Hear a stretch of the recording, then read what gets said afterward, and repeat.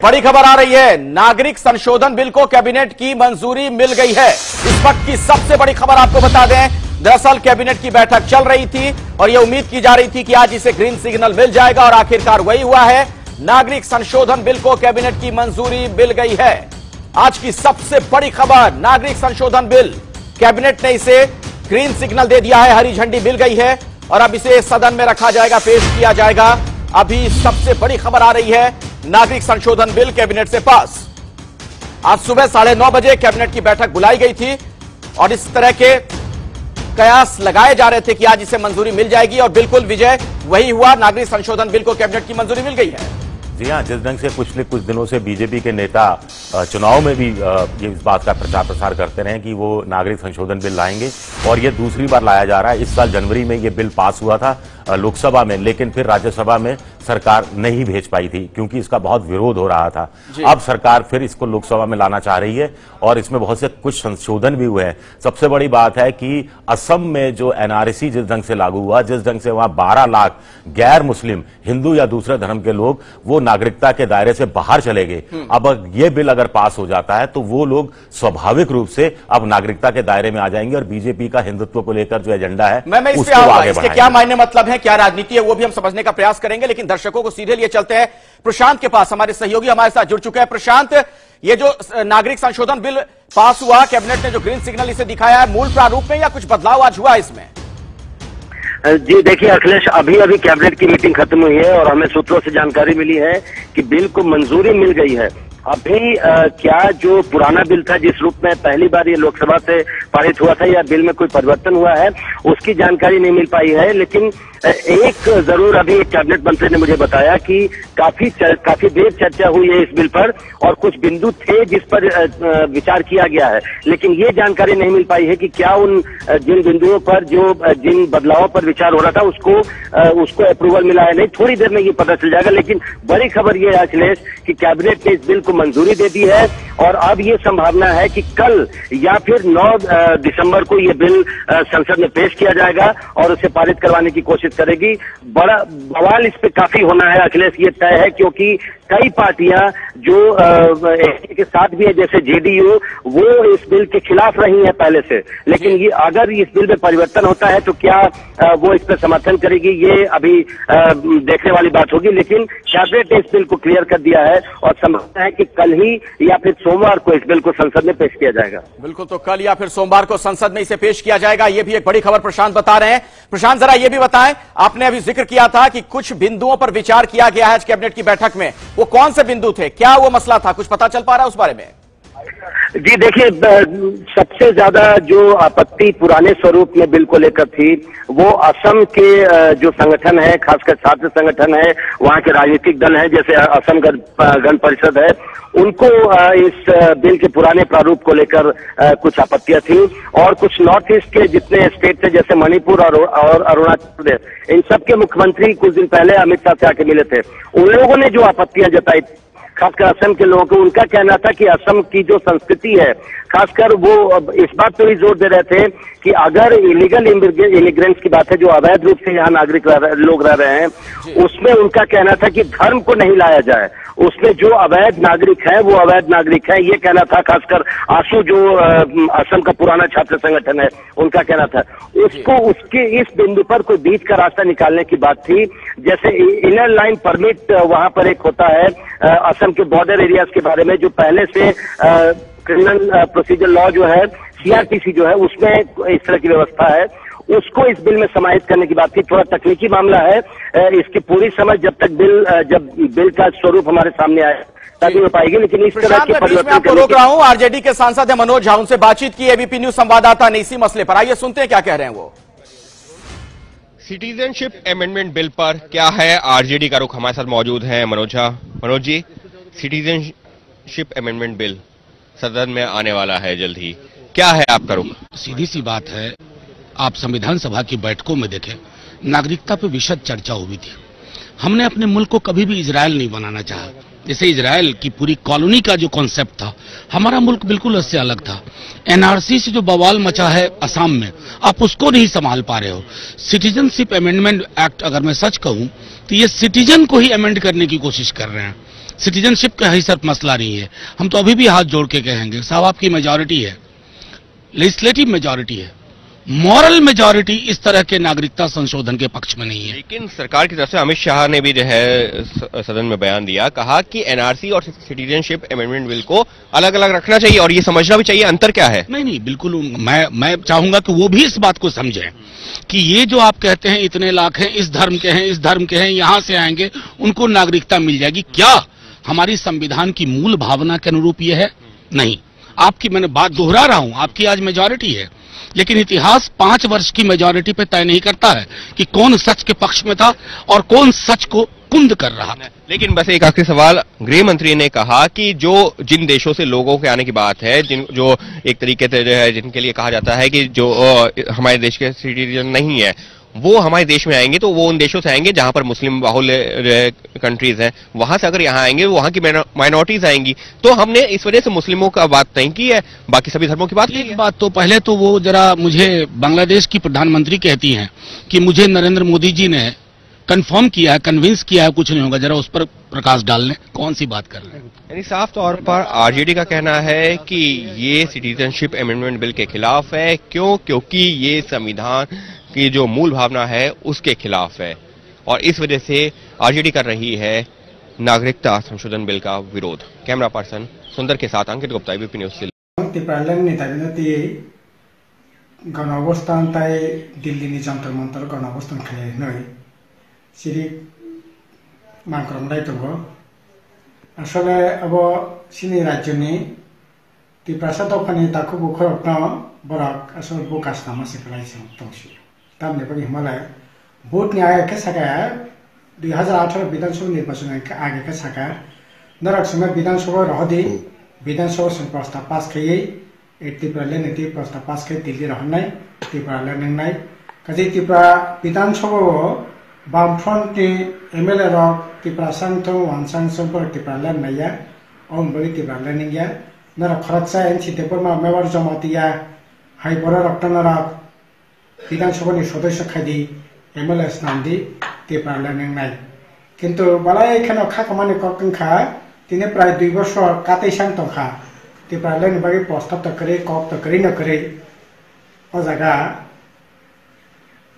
शुद्ध अवश्यनिया साफाई करे सामं करे राज्यनि बररक कब खसायलायै ताबो बालाय खै जोंजाला दङ ओ जाराव तारो बर त्रिपुरा लन कक सई दैसा गरतिनि जने जंतर मंतर बा त्रिपुरा विभिन्न जगह अवस्थान खालाय दङ सिनि ककंखा नंतम विधानसभा प्रस्ताव करनानि कक विधानसभा तिसानन कक विधानसभा तिसैया गता एडिस इलेक्शन बिसंग तैसा परगना विप्रांति खने नेबागै कबर सुखायने नेबागै এই ধরনের পরিণতি আন্দোলন আসলে আইপিএফটি দেওয়ালেপনা এবং বিজেপি আইপিএফটি সরকার ফাই যে তাবো ভারতनि গণতন্ত্রनि যে অধিকার ভারতनि সামংनि जाथायनि চাকরি বাকরিनि অধিকার সম্পূর্ণভাবে ততরস্য কথা তমানে और থেকে ভারতनि মকলন অন্যদিকে ডাইভার্ট খনে নেবাগै পরিণতি আন্দোলন এই আন্দোলন সম্পূর্ণ রাজনীতি উদ্দেশ্যে আর ত্রিপুরা মানানি বককরে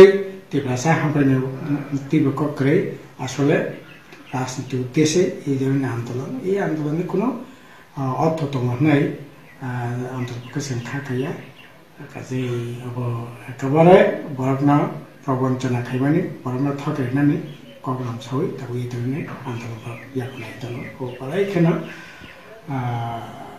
जाया नै वासुनानैखौ थाखायनिखौ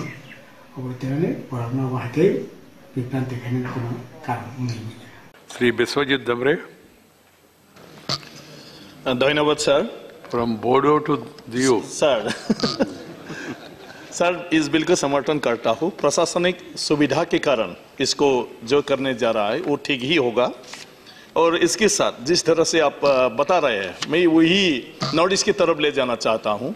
जिस तरह से यहाँ जो यूनियन टेरिटरीज है उनके जो एडमिनिस्ट्रेटिव की प्रशासनिक व्यवस्था है उसके ऊपर रिव्यू करके ऐसे बिल को लाया गया है सुधारने के लिए। तो नॉर्थ ईस्ट में भी अंडर संविधान अंडर कॉन्स्टिट्यूशन 6 शेड्यूल एरियाज है सर, तो वहां पर भी एडमिनिस्ट्रेटिव कन्वीनियंस के लिए कुछ चिंता करना चाहिए और मैं अनुरोध करता हूं आज आपके जरिए मंत्री जी को कि नेक्स्ट सेशन में ऐसे कुछ कदम उठाया जाए। आज त्रिपुरा में एक 6 शेड्यूल है, Tripura tribal area autonomous council.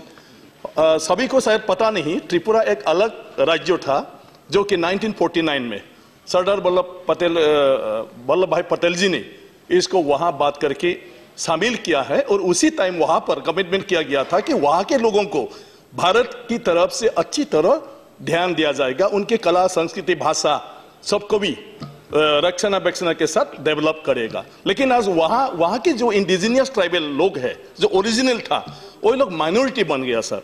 उनकी भाषा भी संकट में है, उनके जमीन बाड़ी सब संकट में है और उन लोगों ने आज नया राज्य की मांग कर रहा है, आंदोलन भी किया था। तो 1984 में भारत संविधान के 6 शेड्यूल के अंदर में एक काउंसिल दिया गया, लेकिन उस काउंसिल को नॉर्थ ईस्ट के बाकी राज्य के जो प्रोविजंस वहां के लोगों के प्रोटेक्शन के लिए दिया गया, उन लोगों को नहीं दिया गया है सर।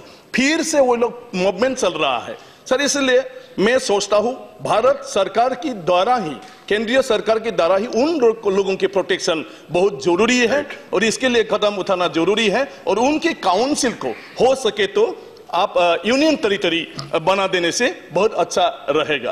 तो मैं इसको आज यहाँ पर अनुरोध करता हूं। विश्वजीत जी। अच्छा, मैं विश्वजीत दैमारी हूँ, मैं राज्यसभा के एमपी हूँ असम से। तो यहाँ उन लोगों ने मुझे खबर किया था कि यहाँ पर वो लोग अपने जो त्रिपुरा लैंड है उसके डिमांड पे यहाँ पर धरना दे रहे हैं। तो इसके कारण खबर लेने के लिए आ गया ताकि मैं संसद में इसका मुद्दा उठा सकता हूँ। ये लोग काफी टाइम से इस मामले को लेके अपनी धरना प्रदर्शन करते आ रहे हैं और आप एक राज्यसभा के मेंबर भी हैं। क्या आप राज्यसभा में इस बात को उठाते हैं या नहीं उठाते? ऑलरेडी उठाया है और ये बहुत ही सीरियस मुद्दा है। त्रिपुरा के जो वहाँ के ओरिजिनल लोग हैं, एबोरिजिनल, जिसको आज त्रिपुरा सा बोला है, जैसे वहाँ के देव बर्मा, वहाँ के जामातिया, रियांग, कोलोई, जितना भी है वहाँ पर, ये सब वहाँ के ओरिजिनल लोग हैं। और जो एक उनका अलग देश था, ये त्रिपुरा भारत के साथ नहीं था। भारत स्वाधीनता होने के बाद भारत के साथ जुड़ गया। तो जुड़ने के बाद उन लोगों को भारत की तरफ से कमिटमेंट दिया गया था कि उनके कला संस्कृति भाषा के साथ उन लोगों को सारे डेवलपमेंट के दिशा में आगे बढ़ा के ले जाने के लिए केंद्रीय सरकार या तो भारत सरकार अच्छी तरह से ध्यान रखेंगे और काम करेंगे। लेकिन आज ये उल्टा हो रहा है कि वहाँ का जो ओरिजिनल एबोरिजिनल इंडिजिनियस लोग हैं, ये लोग आज धीरे धीरे वहाँ पर मतलब ऐसे हालत पे माने बसवास करना पड़ रहा है कि उनका कोई अधिकार नहीं वहाँ पर छीना गया है। जिस तरह आज जम्मू कश्मीर के लेके जिक्र कर रहा है, जम्मू कश्मीर की तरह त्रिपुरा की हालत आज ये है। इसलिए केंद्रीय सरकार की तरफ से जम्मू कश्मीर में जिस तरह से कदम उठाया, इसी तरह का कदम वहां के इंडिजिनियस लोगों का एक जस्टिस देने के लिए केंद्रीय सरकार का उठाना जरूरी है। राज्य सरकार कभी भी इंडिजिनियस के लिए कुछ भी नहीं करेंगे। वहां पर 6 शेड्यूल प्रावधान दिया गया है, लेकिन नॉर्थ ईस्ट के बाकी राज्यों में जो 6 शेड्यूल का अधिकार दिया गया है, वहां के राज्य सरकार ने, त्रिपुरा के राज्य सरकार ने उस 6 शेड्यूल पे नहीं दिया है। तो इसी तरह का वहां पर इनजस्टिस हो रहा है। इसलिए वो लोग त्रिपुरा लैंड डिमांड करने की जरूरत पड़ा। अपने लैंड में वो लोग त्रिपुरा लैंड मांग रहा है जो कि उनका ही राज्य था। तो ये बहुत ही अन्याय है और मैं चाहता हूं इसका एक विचार होना चाहिए और उनको जस्टिस मिलना चाहिए। जो लोकसभा के मेंबर ऑफ पार्लियामेंट हैं त्रिपुरा से, वो लोकसभा में आवाज उठाते हैं? नहीं, जबरदस्त वो भी बोल रहा है, लेकिन हमारे देश में जो पॉलिटिकल सिस्टम है, पॉलिटिकल एजेंडा पे जब तक नहीं होता है तो उस पार्टी में नॉर्थ ईस्ट के जो भी सदस्य क्यों ना हो, उनका इस विषय पर कुछ माने बोलने का अधिकार नहीं होता है। आज नॉर्थ ईस्ट से किसी भी पार्टी, उधर कांग्रेस या बीजेपी, लास्ट टाइम कांग्रेस सरकार में भी किसी को कैबिनेट मिनिस्टर नहीं दिया। ऐसा नहीं है कि नॉर्थ ईस्ट के लोग योग्यता नहीं है, और आज भी जो मंत्रिसभा है उसमें नॉर्थ ईस्ट से कोई कैबिनेट नहीं है। अगर कैबिनेट मिनिस्टर नहीं है तो कैबिनेट में ऐसे विषय को कौन बताएगा? तो इसी कारण आज ये हालत हो रहा है। तो इसीलिए वहां की लोगों के ऊपर ही निर्भर करना नहीं चाहिए। यह देश त्रिपुरा को लेके है, तो भारत के बाकी एमपी लोग, बाकी राज्यों के एमपी लोग, बाकी पार्टी के लोग भी त्रिपुरा के उन इंडिजिनियस लोगों के लिए बात करना है। ये नहीं है कि सिर्फ त्रिपुरा से करना है, क्योंकि त्रिपुरा भारत में ही है। अगर त्रिपुरा अलग देश होता तो भारत को बोलता, लेकिन त्रिपुरा ऑलरेडी भारत के साथ माने शामिल हो गया है। अगर आपकी बात अभी भारत सरकार नहीं सुनती है तो अगला कदम क्या होगा? ना डेफिनेटली वही संग्राम होते रहेगा कंटिन्यूअसली। संग्राम आगे कब तक चलेगा?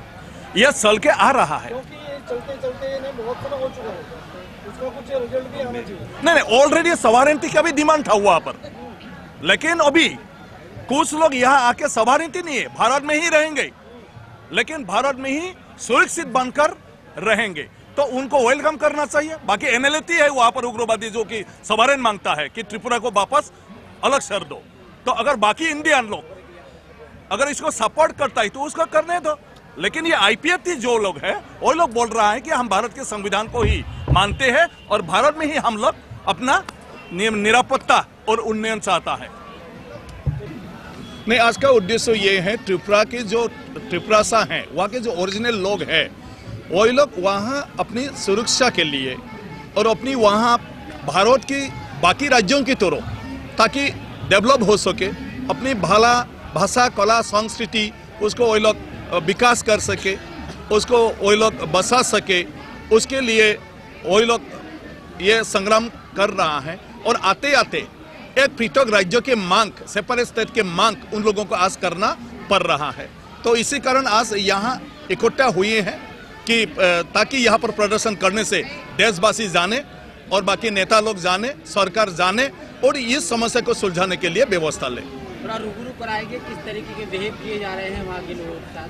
नहीं, बहुत बुरा है। देखो, ये त्रिपुरा भारत के अंदर में नहीं था। भारत स्वाधीनता होने के बाद त्रिपुरा भारत के साथ मार्च हो गया और उसी टाइम भारत सरकार ने कमिटमेंट दिया था कि वहाँ का जो त्रिपुरा लोग हैं, वहाँ के जो वासी हैं, उन लोगों को हर तरफ में माने कैसे डेवलप किया जाए, सुरक्षित किया जाए, इसको ध्यान दिया जाएगा। लेकिन भारत के साथ मार्च होने के बाद वहाँ की जो असली नागरिक है, एबोरिजिनल जो पीपल है, इंडिजिनियस जिसको कहते हैं, उन लोगों का हालत बहुत खराब हो गया। लेकिन उन लोगों को देश की तरफ से, भारत की तरफ से रक्षा देने के लिए कोई व्यवस्था नहीं लिया गया। आज वह जम्मू कश्मीर के जैसे एक हालत है, जहाँ की एक मतलब जो रूल कर रहा है, ये लोग हर तरफ से सप्रेस कर रहा है। तो इसमें सेंट्रल गवर्नमेंट के इंटरवेंशन की जरूरत है। राज्य सरकार वहां पर जो इंडिजिनियस ट्राइबल पीपल है उनके लिए कुछ भी ऐसे प्रोग्राम नहीं रखते हैं जिससे डेवलप हो सके। आज वहां पर भारत संविधान के 6 शेड्यूल द्वारा एक एडमिनिस्ट्रेटिव व्यवस्था किया गया है, लेकिन बाकी नॉर्थ ईस्ट के राज्यों जैसे आसाम और मेघालय, मिजोरम में जिस तरह 6 शेड्यूल में क्षमता प्रदान किया है राज्य सरकारों ने, जैसे बाजेटरी प्रोविजन रख के पैसा दिलाते हैं, हर तरफ का काम करने का मौका देता है, लेकिन त्रिपुरा सरकार, Tripura tribal area autonomous council जो 6 शेड्यूल में है उसको नहीं कर रहा है। तो वहां पर बहुत ही इनजस्टिस, वहां जो लोग जाएगा उनको पता चलेगा। तो ये माने वहां की बहुत बड़ी समस्या है और इस समस्या को सुलझाने के लिए सेंट्रल गवर्नमेंट को कदम उठाना जरूरी है। सर, एक सवाल रहेगा आपसे, बार बार प्रदर्शन करने के बाद भारी संख्या में प्रदर्शन यहाँ पे जंतर मंतर पर कई बार हो चुका है, लेकिन फिर भी इनकी मांगे पूरी नहीं होती, कारण क्या है? नहीं, कारण यही है कि हमारे देश के बाकी एरिया के लोग नॉर्थ ईस्ट के समस्या को समझते नहीं है।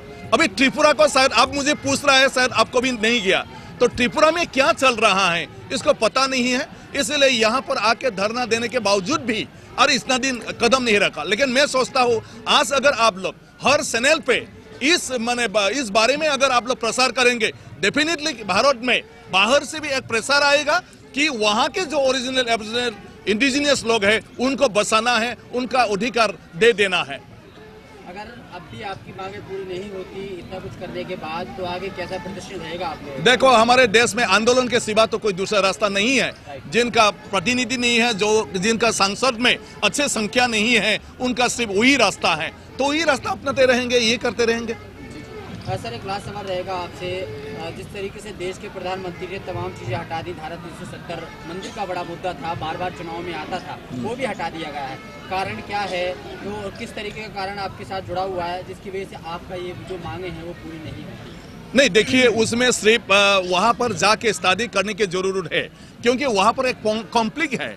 वहाँ के जो रूलिंग है और वहाँ के जो एबोरिजिनल आर्मी है उनके अंदर में एक कॉन्फ्लिक्ट है।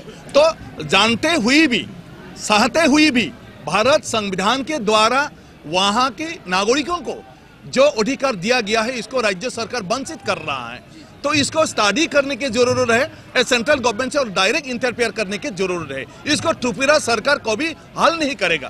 त्रिपुरा सरकार चाहता है कि उनका कुछ भी ना हो, तो इसका समाधान एक ही उपाय है, सेंट्रल से वहां पर इंटरफेयर करे जैसे जम्मू कश्मीर पे किया है। पार्लियामेंट चल रहा है, क्या राय रहेगी हमारे चैनल के माध्यम से आपकी तरफ से? न जरूर पार्लियामेंट हो रहा है, इसमें उसका क्या है डिस्कशन चलना है और बाकी राज्यों के ऊपर जिस तरह वहां के नागरिकों के लिए सरकार व्यवस्था लेते हैं, इससे व्यवस्था त्रिपुरा के त्रिपुरा के लिए भी लेना जरूरी है, चाहिए।